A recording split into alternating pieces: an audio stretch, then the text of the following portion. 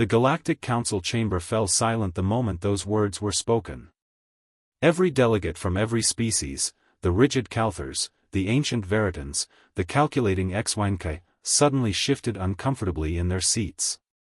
Even the artificial intelligences monitoring the proceedings registered an anomaly, a collective spike in stress hormones across all biological entities present.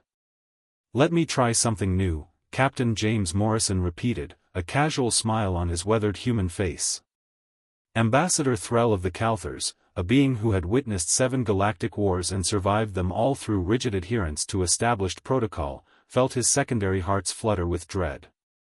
In his 3,000 years of existence, he had learned one truth: that phrase had preceded nearly every catastrophic innovation in galactic history. The crisis had begun simply enough. A wormhole anomaly threatened to destabilize the entire Andromeda sector. The Council had convened the brightest minds from across the galaxy. Calthers presented their solution, reinforced the existing theoretical framework with additional energy matrices. It was safe. It was proven. It would take 4 centuries to implement. The Veritans offered their approach: calculate every possible variable through their quantum computers, then wait for absolute certainty. A mere 3,000 years of computation would yield results. The Xwynkai suggested abandonment: seal off the sector, lose 10 billion lives, but preserve the rest of the galaxy. It was logical. It was economical. Then James Morrison stood up. The human had been quiet throughout the proceedings, occasionally taking notes on an ancient paper pad, a habit the Council found charmingly primitive. Everyone had assumed he was there simply as an observer from the younger species, a token presence to make humans feel included in galactic affairs. "We've heard from species with thousands of years of experience," Morrison began, his voice carrying an enthusiasm that made several delegates nervous. "And you all have valid points. But I'm wondering." Ambassador Threll's antennae began to vibrate involuntarily. "What if we didn't just reinforce it or abandon it? What if we actually used the anomaly itself?" Morrison pulled up a holographic display. His hands moved quickly, almost frantically, sketching out concepts that violated at least 17 fundamental principles of stellar mechanics. "See, humans have this thing called improvisation. We're not bound by tradition because we're too young to have any." The Xwynkai delegate made a sound like grinding metal. "Your suggestion violates established physics."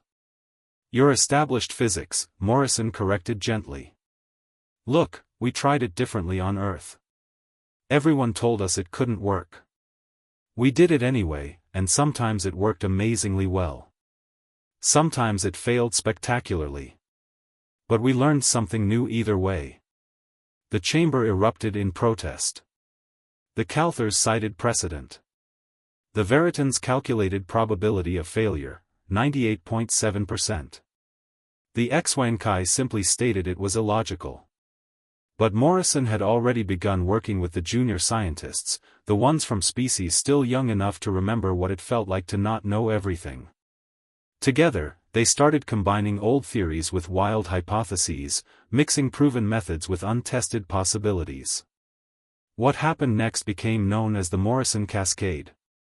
They stabilized the wormhole using a technique that shouldn't have worked but did. In the process, they accidentally discovered a new form of clean energy. The byproducts of their failed experiments led to 3 separate medical breakthroughs. The mathematical errors in their calculations somehow produced a more efficient faster-than-light algorithm. Within weeks, the entire sector not only survived but thrived. Ambassador Threll sat in stunned silence as the data rolled in. Humanity's unpredictability, their refusal to accept impossible, their willingness to fail publicly and learn from it, these weren't flaws. They were advantages. "Captain Morrison," Threll said slowly, "your species will change everything." Morrison smiled, already thinking about his next idea. "That's the thing about humans. We don't just accept the universe as it is. We ask, what if, and we actually try it. Sometimes we crash and burn. But sometimes He gestured at the thriving sector stabilizing before them. Sometimes we create something nobody else could have imagined. That night, every species in the Galactic Council implemented new protocols. They established experimentation departments. They began hiring humans in advisory roles. They started teaching their younger members to ask dangerous questions. But they also did something else. They increased security around their most critical systems. Because they had learned something fundamental about humanity that day. Humans weren't just willing to try new things. They were compulsively driven to do so. And in a universe built on careful calculation and conservative tradition, nothing was more terrifying than a species that looked at the impossible and said, "Let me try something new." Because they usually did. And the universe was never quite the same afterward. If you like this story, drop your comment and subscribe channel. Thank you.